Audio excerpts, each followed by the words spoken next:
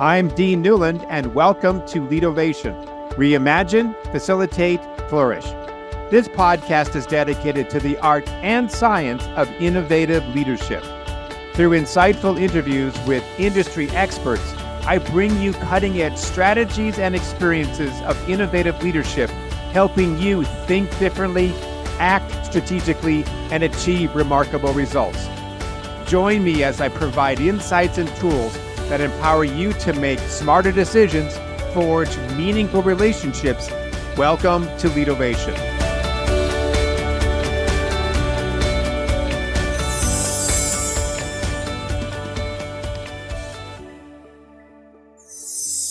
My guest on the Leadovation podcast is Christine Blosdale, who helps experts turn who they really are into a brand that connects. You'll learn how to match your personality with the right platform. Think LinkedIn, Facebook, TikTok, that kind of thing.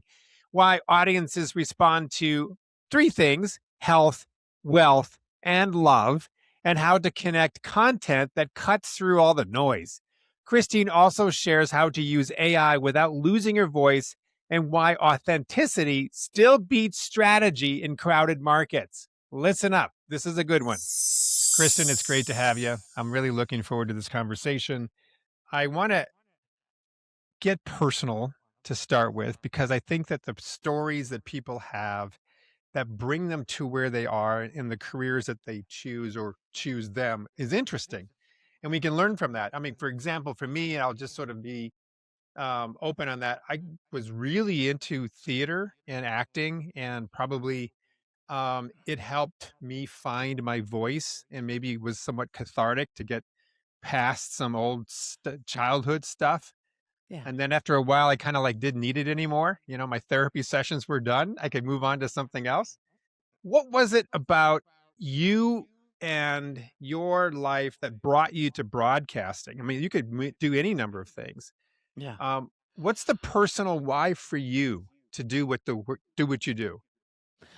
Well, I actually got into broadcasting a little bit by accident. And I think, and it's always that time where you're searching for something. It's that, what is it? The journey of the thing from Joseph Campbell. All right. What he's talking about. Oh, a It, thousand steps, whatever. yeah. And, Oh, yeah. and it was one of those moments where I had been working for America Online for, I think, 2 years. And back then, that's all we had. We did not have Facebook. We did not have YouTube. We did not have TikTok. We had America Online. And I was very blessed. I got to write for them, entertainment column. And so I got to go to all the Hollywood premieres and interview all the big celebrities and actors and all this stuff. And that was great. And that was fun. And then 9/11 happened. And I was like, I was like, I just didn't feel really fulfilled in that. And I said, does it really matter what Drew Barrymore is wearing or who Angelina Jolie is dating, or in the big scheme of things, right? This is something that shocked the world. It shocked the nation. And so I was looking for something a little bit more in depth. And I stumbled across, as you do when you're channel surfing in Los Angeles, stuck in traffic, stumbled across a radio station that was really unique. And it wasn't just this fear-based messaging that was, the war. It was questioning things and talking about U.S. foreign policy. I was never taught that in school. I didn't know our situation with the Middle East and the different things that, the U.S. has done in relation to the Middle East. So my eyes were opened, and I said, you know what? This is cool. I just want to thank these people. And I went down to the radio station and I walked around and I thanked everybody I could find and just said, you're doing an amazing job. Thank you for doing this, for putting perspective, and all of this. And they said, what do you do? And I said, I work for America Online and I'm a Hollywood, columnist. And they said, that's cool. You should think about volunteering. And so I said, I can do that. They go, yep, you can. So I started volunteering, writing, because that's what my thing was, being a writer. And then, as you know it, after a while, somebody drops out. They're like, there's assistant producer position. Would you like that?" And I said, Mm. "Okay, I could do that part-time while I'm still doing my, AOL stuff." And I did that for a little bit, and then I loved it. I loved being behind the scenes in radio and creating ideas for guests and topics and things like that. And then, as it is, that Hollywood story of the star can't go on screen, can't go on stage. Hey kid, you got to go on stage and take her place. And I said no. I said I cannot be the host of a show. I'm behind the scenes. I don't even like my voice. I don't think I can do this. And they were like, "Well, you have to, because the host is sick. They can't Mm. make it, and you need to be on air." And so I begrudgingly walked into the studio. The on-air light went on. I pulled the microphone close to me, put the headphones on, or the cans, as they say, and it was magic. I loved it. I connected with an audience that I couldn't see, I couldn't hear, but I just started talking. Mm. And that was the beginning of my whole career, and being an on-air host, knowing what people want and need just kind of came intuitively. I do work very intuitively as a coach myself, but I don't market myself as a psychic or anything like that. Mm. But intuitively, just knowing what is good radio, what is good conversation, what people are asking themselves as they're listening to the conversation. And so I tapped into that, and I was there at that station for 20 years Wow. developing those skill sets. And along the way, I'd be meeting amazing people, learning about their stories. And always in the back of my mind, I would say, "Ooh, they've got a great business, or they're an amazing author. I've got ideas for them on how they can expand their business or do more things." And so after the interview, after the conversation, I would talk to these people, and they were like, "Gosh, you should be a coach, Mm. because you're giving me such great advice. You really should do coaching." And I said, "Why not?" Well, that would be great. And I just started dabbling with that, with some people that I had met on the air, and then others, new clients that I got here and there, and just became a coach, teaching people how to communicate their message with the world on platforms that are suitable for them, because not everybody is meant to be a podcast host like yourself. Uh, not everybody is a TikTok star, but depending on their personality and their skill sets, we can focus in on the great platform for them that they can communicate their message. It's a good point. So how do you align a person to the right platform? It's usually I'll know pretty much in that first discovery call, which everybody that I work with, we have that a 30-minute conversation. It's free for them, so it doesn't cost them a dime. And then I'm able to just take a look at a little bit about their personality, find out their digital platform or their footprint that they have, what they've been doing. And I always ask them, "What is it that you've been doing? But most importantly, what is it that you want to do?" Hmm. And then based on that, I'll know a bit about the direction. But most people, the biggest issue they have is they don't have the foundation of their business set up. Hmm. They they're upskilling, they're trying to get this credential, that credential, they're throwing everything spaghetti on the wall, doing videos on social media, but they're not connecting with their target audience. And that's because the messaging is cloudy and people don't know what exactly it is that they do. So my job is to make sure we get that clarity for people. So the clarity of message um, might say, okay, your target market is this because of the fact that, let's just say, for example, you have a professional C-suite target market. LinkedIn is the best way to reach them. Do you Yeah. ever run into a situation where the personality is TikTok, but the venue should be LinkedIn? How do you marry the two? Yes, and there'll be I say about creating content that connects, right? Some people are brilliant writers, other people are great speakers. And so whatever is going to be the best showcase platform, if it's speaking, we'll get them into video, right? Hmm. And if their personality is truly TikToky, Um, they may or may not connect with on LinkedIn, but even LinkedIn is starting to support those videos because Hmm. they see that video is king or queen, Yes. however Yep. you want to say it. Yep. It's the best way. It's the quickest way for people to also gain trust in you as an authority, as an expert authority, by video, much more than just by text. You mentioned LinkedIn and so forth and content. Right now, we've got people saying, "Well, I'm going to work on this particular project, or I'm going to write this piece, and I'm going to throw it into ChatGPT or whatever my particular platform of choice is."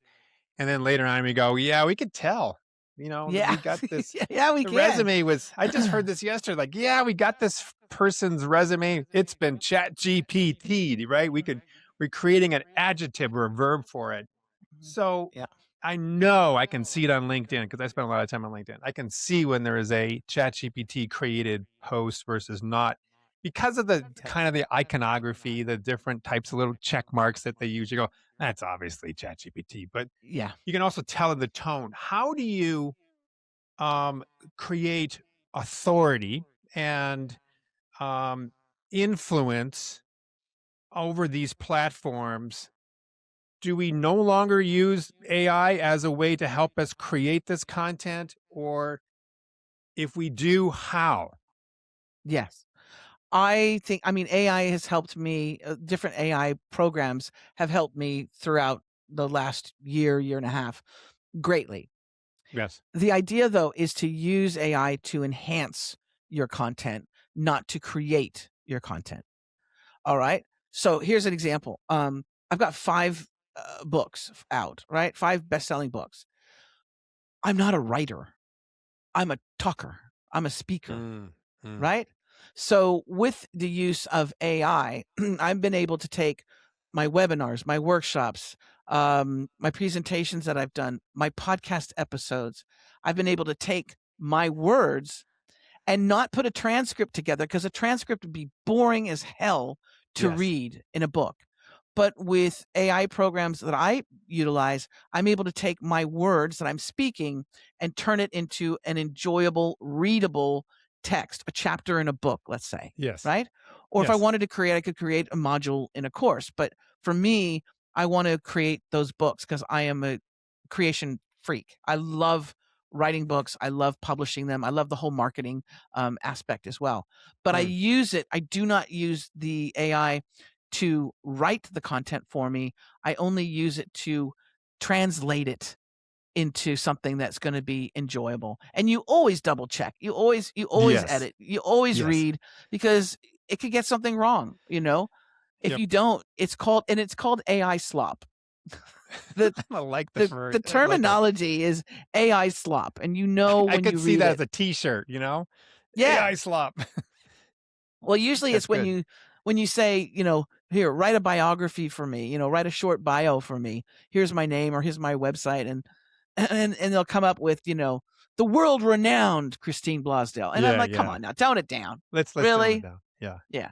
No, I agree with you, but I'm glad that you said that because I've been thinking about writing a book for, geez, probably a decade, and I've been able to make some real progress using the same process that you just described. Yeah.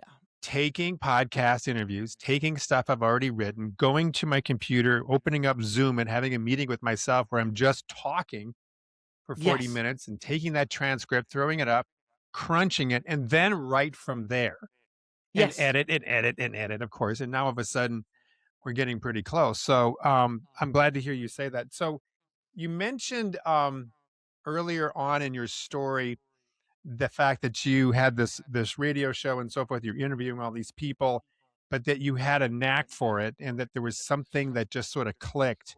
I Mhm. want to ask you about this idea of being able to read the audience even when you can't see them, because Yeah. that's what people in your world do when you can't see your audience. Right now, you and I can see each other, but if you're on a radio show, it's just you and a mic, right? Yes. So how do you pick up on the tone and the vibe of a group when you can't see the whites of their eyes? Well, I believe that we do all have intuitive skills. It's been taught out of many of us, right? Yes. And when you're little, when you're a kid, you've got a lot of it. So really asking yourself, if you're doing speaking, if you're doing a video, what are the things that people are going to be most interested in and hearing about, and what can I offer, right? So I've learned in doing all those years of broadcast journalism and doing fundraisers, right? Ugh, public radio, especially community sponsored radio, they got no money, so they have to go. It's like the PBS model, right? Well, call up and donate. We'll give you, $50 and you give a pair of socks, or you get, the CD. It used to be CDs, right? We'll send you the CD of The Sopranos or something like that. So, but you have to tap into the things that people actually need and want. And so what I found is the pillar of 3, and that is, if you can focus in on health, wealth, or love, and I don't mean love does not mean romantic love, right? It can be love of community. It can be feeling part of, of an organization or a tribe. Love of yourself, self-love, right? Feeling good about yourself. So those 3 things are really powerful motivators for people when you start talking about health, wealth, and love, because those are all 3 things that people really kind of want and need. Yeah. Right. Yeah. So I found those 3 pillars were the things that I focused in on. And I find that people in business now, my clients, when they focus on those, one of those or all of them, if they can, they do pretty well connecting to an audience. The other thing is that we need to, as coaches or service providers, we need to give people what they actually want and need. We tend to say, you know what? Hi, I'm Christine, and I have this amazing stapler. It is cutting edge. It is so cool. You want to have it. It's going to make your 2026 the best year ever. Get this stapler right now. As a matter of fact, it's 50% off, or I'll give you $100 off if you get the stapler right now. Right? So we're doing fear of missing out, the FOMO thing. We're saying stapler, stapler, stapler, but your target audience, your potential clients, don't want a stapler, and they don't need a stapler. Maybe they just want a sandwich, right?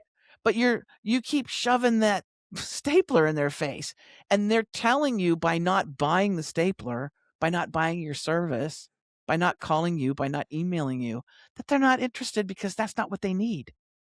So you really need to, for businesses, for business owners and coaches and things like that, you really need to hone in on what they actually need and provide that instead of that stapler, if that makes sense.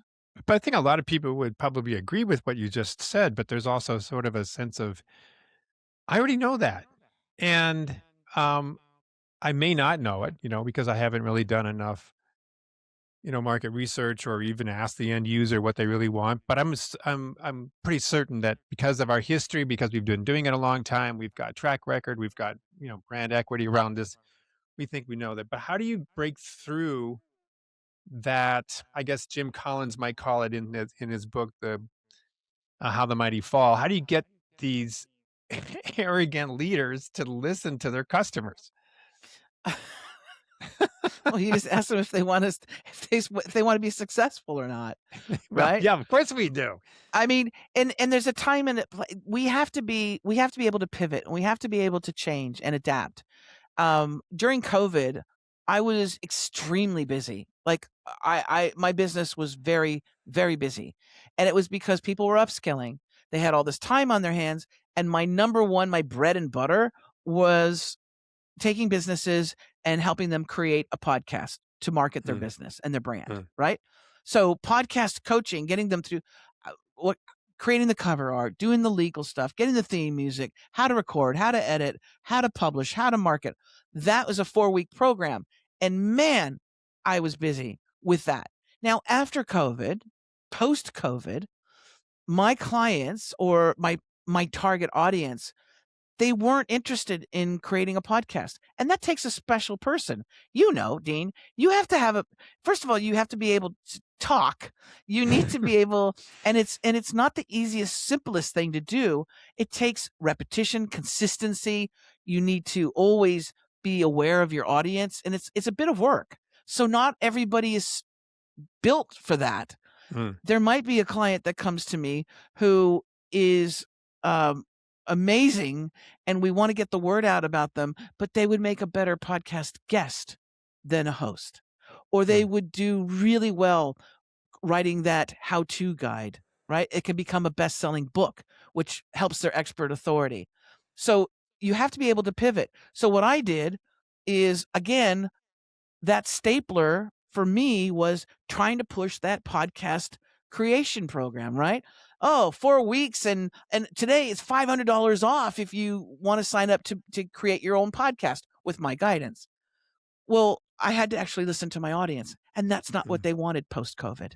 Mm. They needed help on their branding. They really needed help on their website because they sucked. They needed to get out there. They're not being seen and they're not being heard. And if you're not seen and you're not heard, you're not hired. It's simple Mhm. because nobody knows you exist. So when I made my services be around those things, boom, then I connected with my potential clients. You're talking about branding. There is obviously the content that we push out to whatever medium we have that reflects our brand. And then there's something that I think that you sort of mentioned in some of your work, that to really embody that authority. It's like, I think at one point somebody was making a comment many, many years ago. Bill Clinton had just been elected president. And then somewhere, maybe 2 weeks in to his presidency, the commentator said he just became president. And then everyone else said, well, why do you say that? Because he just dropped into being that role. He was no longer pretending to be president. He was Yeah. the president. You could feel Yeah. it. You could sense it. You could get it was visceral. And I understand what they're talking about. How do you bridge that gap between here's my brand and here's the real person? How do you line those things up, and Yeah. how do you bring that person into the brand that they've hopefully have created? There needs to be a connection between your who you are as a human, right? Your personality and that brand. If you notice, and usually that starts when I work with people, we create a media kit, right? And in that media kit, immediately we're going to first of all you're going to get a photo. A professional photo that shows your personality is gold. It's one Mm. of the most important things you can do. It's one of the most important investments you can do. Get a professional photo shoot with a photographer who knows how to capture you. Okay. And that image is going to be the image that's going to be on your website. It's going to be your profile on your social media. It's going to be on the back of your best-selling book. It's going to be the thing that opens doors for you. So you need to make sure that that image is actually reflective of your personality. Now, Dean, my image, my photo that I use in a lot of my publicity is an image of me wearing headphones, just like I am now, Mhm. with a microphone in front of my mouth. My eyes are closed because I am joyous. My mouth is open. It is not a serious, I'm not in a, three-piece suit type corporate look. I am my energy in this image is complete joy. That's because that's my personality, right? I like to keep things fun, Mm. and we want to have fun when we're working on our business, right? It doesn't have to be all drudgery and painful. So that image is very symbolic of my personality. You want to have that in your branding because you don't want to have an image where you're all looking really happy and cool and funny, and yet you're a very serious Right. monotone type person, right? Because your clients are going to, or the potential people who meet you are going to go, you're nothing like your brand. So the content that you create has to start from that authentic place that, you don't start with here's your brand and now you got to live into it. Here's who you are and let's create a brand around that. Yes. Okay. Yes, exactly. Okay. That's good. I can see somebody or anticipate somebody listening to this and going like, "Hey, Christine, this is great stuff." But I'm on LinkedIn, I'm on TikTok, I'm on Facebook. I am killing it. I've got content coming out of my ears. Man, I am really pushing it. What's missing for me? Because I've not yet elevated myself to the number of likes or the number of followers or whatever the case may be. That is my benchmark of media success? It could be many ones, but what's missing Yeah. beyond the simple pushing of content out there? Well, and I take this from I don't know if you're familiar with human design and all of the archetypes that are within Interesting you that. mentioned that. Yeah. Yeah, well, Yeah. because I was also one of those people that was, years ago very frustrated with, but I'm creating all this content, I'm doing all this stuff, and what I found out is also in my human design, I'm a projector. Okay. And a projector, what's kind of messed up for us is that we're not meant to go out and try and rustle up the tribe and say, work with me, work with me, work with me. We actually have to wait for the invitation, which if you're impatient or you're a bit of a control freak can be frustrating. But what it means is you need to stay in your zone of genius and whatever it is that you do really well, and know and be confident that your tribe, the people that are supposed to be in your world are going to come through. Now that takes a great deal of faith, but at the same time, you're not going to just sit back and just say, I'm not going to do anything. You do need to keep creating. And again, like I was saying, you need to be seen, you need to be heard in order to be hired. So that means going through all the different platforms, look at all the different platforms. You might think TikTok is just for young people and I'll never do well on something like that. You'd be shocked at how many people can retire now because they're making a very good living on TikTok by being their authentic selves. But they actually are doing it. You need to take that action, right? So what I tell people is number one, we also there might be a little bit of imposter syndrome buried underneath there, right? Where they're saying, I've done all this, I've got all the credentials, I'm posting on social media, but nothing is working. Then also I would want to take a look at a little bit, peel the onion back a little bit and see if they have a bit of that imposter syndrome, because those subconscious thoughts about ourselves will come across. We'll be able to smell it as an audience or as potential clients. You can smell desperation. And nobody wants to jump on top of the Titanic when it's going down. No. Right? So even though, okay, so there are some markets that are saturated. One could say even coaching is a saturated market. Podcasting in some ways is a saturated market. Are you saying that overriding, one could still be successful in a saturated market if all those things you just said are true and they are truly authentic? That we're not pretending to be something we're not. We're not performing to the camera. We're not trying to make our voice something that we think other people want. We should just say it the way it is. Yes. And that sells more than anything. Because right now we're awakening as a society.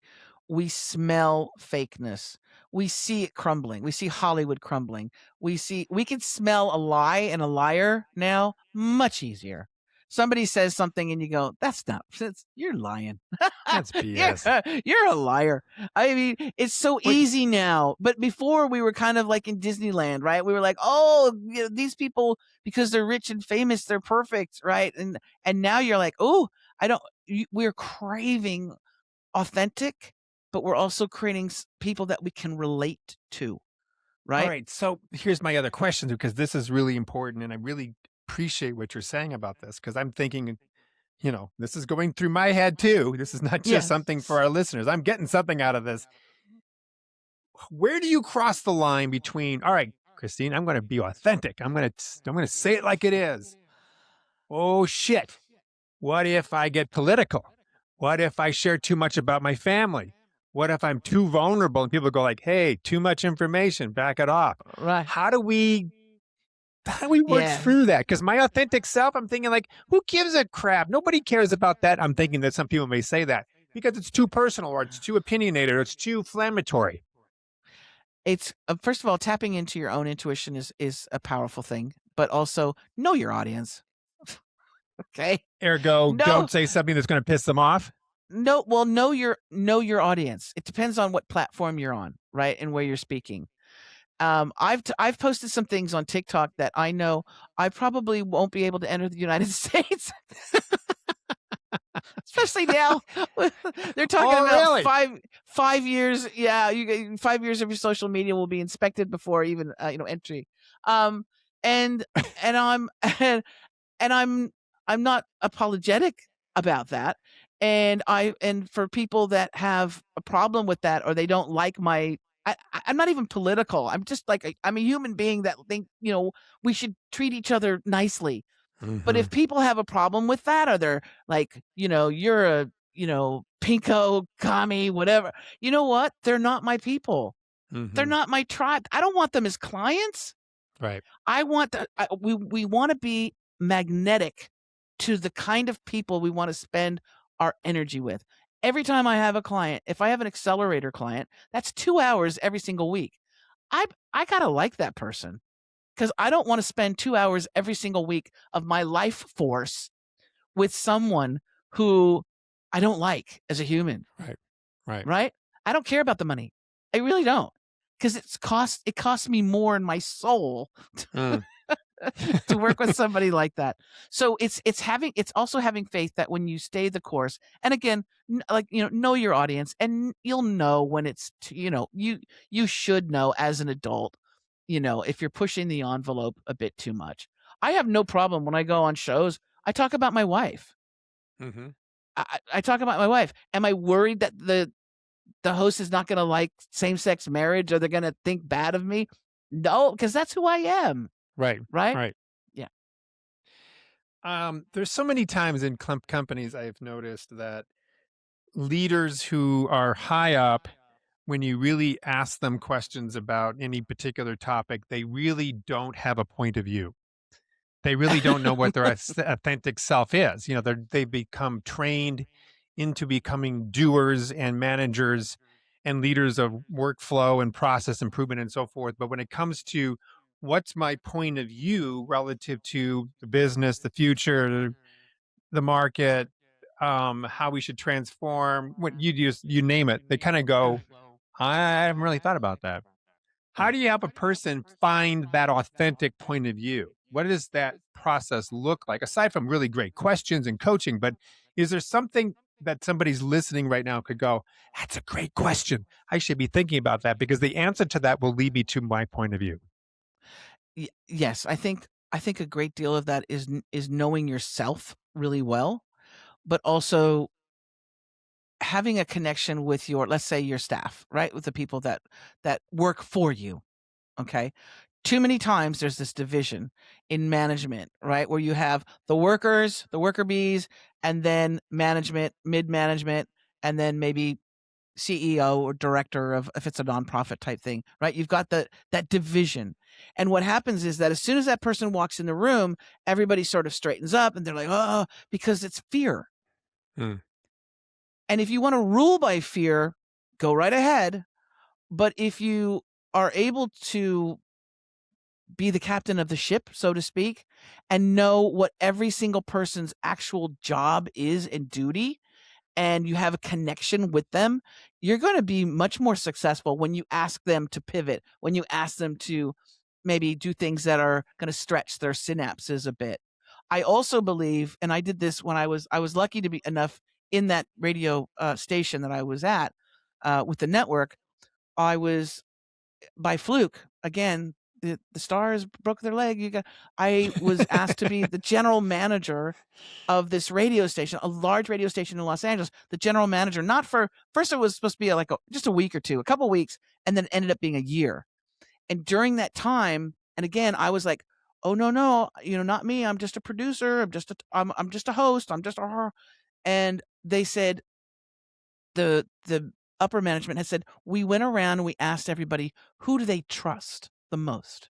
And they said, your name came up. Hmm. And I said, really? My coworkers, they think that much of me? They said, yes. And we need to put somebody in this position who they can trust and who we could trust. So I took that on as thank you. Thank you. It's a responsibility. But also, I did not go power hungry when I became the manager and lashed out at people or made their lives a living hell because I was, in a position of power. So they knew that they could always come to me. They knew that I would be um, honest with them. They knew that also I had boundaries on how people can behave, but they also knew that I was somebody that they could trust the checkbook with, right? And so I think the most important thing for any leader is to really work on their trustability factor. And if the people that work with you, for you, they can't trust you or they're afraid of you, then it's going to be a different road. It's going to be a very different road when you have those when you do need to pull everybody together. Mm-hmm. Yeah. Well, I certainly can see that from a branding perspective that your brand could be trustworthiness, right? Yeah. I'm working right now with a chief marketing officer for a large organization, and what we realized in our coaching session was that he was really good at helping other departments create clarity around their brand, but the marketing department didn't have a brand. And so Right. now they're working on creating their own voice, their own point of view, their own messaging around what marketing can do for those that they serve. And it's kind of changing the way they're seeing and thinking about things. Yeah.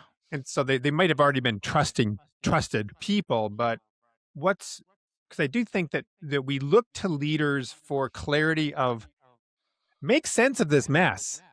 Tell me what you think, right? This Yeah. area screwed up. We don't know what's going on. There's confusion, there's fear. We could name all sorts of things, but help us cut through this. And that point of view, I think, is the way that we communicate how we cut through that. So that's what I've been sometimes noticing is that we might have a trusting or trusted leader, but they may not necessarily know how do we progress, where are we going, and how do we get there.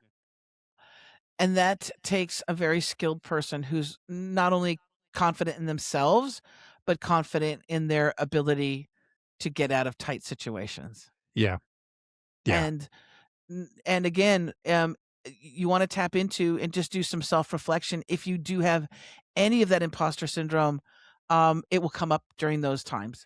Hmm. And who suffers the most from it are high achievers. Hmm. High achievers.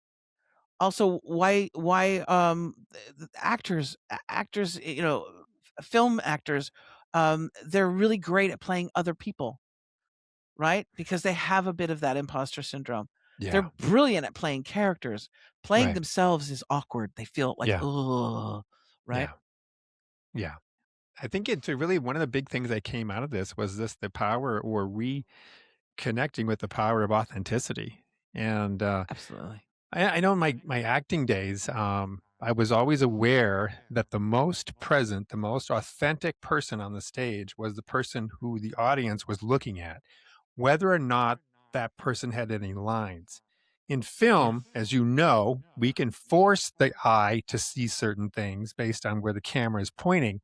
But in live theater, which is one reason why I love live theater, love live music, is because you go to where there's authenticity. You Yeah. see the drummer over there just killing it and having a great time, where the guitarist is not. I remember once seeing two different ballets in New York many, many years ago when I was in college. One was the New York City Ballet, one was Balanchine, I think it was. Um, New York City Ballet, totally authentic. Every dancer was completely invested in what they were doing. The Balanchine group, if I may remember correctly, they were technically perfect, but they had no life. They had no soul. And Yeah. same Yep. ballets, two different sets of people, two sets of perspectives about how to do it. Technique on one hand or heart on the other. I always go with heart. Oh, and this is important. What you just said is so important for people who do presentations, who are speakers, who are in front of the public. I just recently did a speaking engagement for Small Business Month here with the local chamber, and it was all about tourism, right? Bringing folks to the area. And so we had one speaker who spoke before me, who went quite long and was talking about all of her experience and all of the things that she's done and how she's represented, right? So she had to build up that aspect. And I was watching the audience with her, and there was a complete disconnect, Mm. right? And she was talking about the importance of, using influencers to help bring people to but there was a disconnect with these are all small businesses, small tourism businesses in this area. And you could see there was a disconnect. Now, the very first thing when I got up, first of all, it was long and I knew they had been sitting. And so they're thinking, oh shit, here's another speaker. We're going to listen. We're going to hear all about her. Yes. And it's not going to mean anything to us. Well, hopefully there's free food, right? Okay. So as soon as I got up, I got them all up. I said, okay, everybody, let's stand up. Let's stand up because you've been sitting for a while. Let's all stand up. We're going to do a wave. Does everybody know that I do the wave? And they're like, oh, okay. And I said, okay. So I changed the energy, first of all. Second of all, when I did my quick introduction of me, I had the microphone. I didn't stand behind the podium. I had the microphone. I was walking around. I was making eye contact. I was walking up to people. And I said a little bit about me, just so they know that I'm not, some, freak. You're here just for the just food. I'm just here for the food. I gave them a little bit about me. And then I went in to connecting with their businesses and actually showed them examples based on their business. So I'd ask people, what is it that what's your business? One was a dolphin tour. They charter boats out with people and they get to go look at the dolphin. They get to swim with the dolphins. Okay, so great. So then I started giving them a mini marketing plan, a brand plan, and things that they could do. So their eyes were lit up and they were able to connect because it was something important for them. So that's what we need to do is again, don't do the stale, well, this is the same speech I've always done. This is what I'm going to do. People don't really, and when I say people don't really care about you, they care that you're an expert at what you do. If I'm going to take my car in to get fixed, I want a mechanic that knows what they're doing. Mm-hmm. But I really don't need to know where the mechanic went to school. Right. Or who he dated or where he lives. I don't care. Right. Fix my car. Yeah, exactly. Serve the audience versus serve yourself or serve your own need to be validated in front of everybody and get past that imposter syndrome by overwhelming you with too much information that you think is important, but we don't. I know this is academic all the way down, to the cows come home. Done some work with academic healthcare. I just came back a year ago. We went to a conference at Harvard for coaching. It was, God, we had some really great speakers, but the presentation was dull because they were using this academic, I'm going to stand up, here's my board, here's all the data, here's all the background, like connect with us. There's 800 hungry people out here and you're not making it accessible to us. Yes. So good. Is there anything that you pick up in your work that is counterintuitive? Like we think this is the right thing to do, but it ends up blowing back on us when it comes to creating our own brand. Yeah, a huge thing that people really need to take stock in is their website. Because that's your place that you're sending people to learn more about you, your product, your service, to contact you, all of those different things. And I find there's a huge disconnect with a lot of people's websites. They'll just build it and they go, well, it was built a couple years ago. It's just the same thing. I'm constantly massaging my website, the copy that I use. And I also make sure that when people go to that site, immediately, instead of just reading a bunch of dry text or looking at an image, immediately they get a video. Immediately they get engagement from me. And so that I'm communicating with them. This is who I am. This is what I can help you with. And if you're interested, book a call. There's a call to action, right? Always a call to action.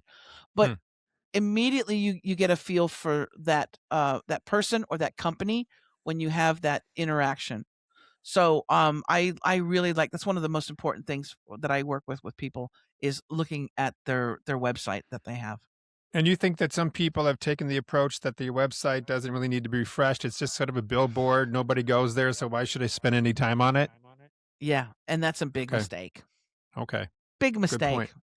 Yeah. So Christine, this has been great. How can people learn more about you? You mentioned website. Talk about your website. Talk about your books. Yeah. Any programs you got coming up? Sure. The best way to reach me is Expert Authority Coach. It's just my title, expertauthoritycoach.com is the best place. And on there, if people are interested in having a chat with me, they can click a bunch of buttons on there that say free consultation. I'd be happy to take a quiz with them. I guide them through a quiz where we check your expert authority-ness. But all my books are listed there. All of my podcast shows are listed there. They can find out a lot of information by going to expertauthoritycoach.com. So I saw that you had podcasts, but do you actually have a show that you have running now that you have guests on? Or, Expert Authority Coach podcast. Fantastic. I know that you've been on other podcasts. I just didn't know you had your own show. Yes. Oh, I've been a podcaster for 10 years. Oh my gosh. So I know I've spoken to a lot of people. Hey, you know, I was telling you before we started, we just passed the 300 mark, but you've been at it for 10 years. You probably got 3,000. Who knows? A bit, but I don't do them every week. I don't do them every week or anything like that. No, that's great. I have to have a life. Well, that's what I have. Everybody else take care of all the hard part. I just interview people. Thank you so much. You've been wonderful. You're a great interviewer, and you make it fun and exciting. So thank you. Well, thank you. It's been a really delight to meet you. I wish you were nearby. We'd go out and have coffee. I know. Well, next time you're in Australia, come on. Yeah, next time I'm in Australia, or next time you're up in Bend, Oregon. There you go. Thank you again. You bet.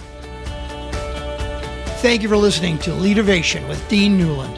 If you enjoyed the show, please subscribe, rate, and review on Apple Podcasts, Spotify, or wherever you get your podcasts. If you'd like to learn more about Dean or Mission Facilitators Leadership, go to mfileadership.com. That's mfileadership.com, or check the show notes. Reimagine, facilitate, flourish. Transform your leadership success with Leadervation.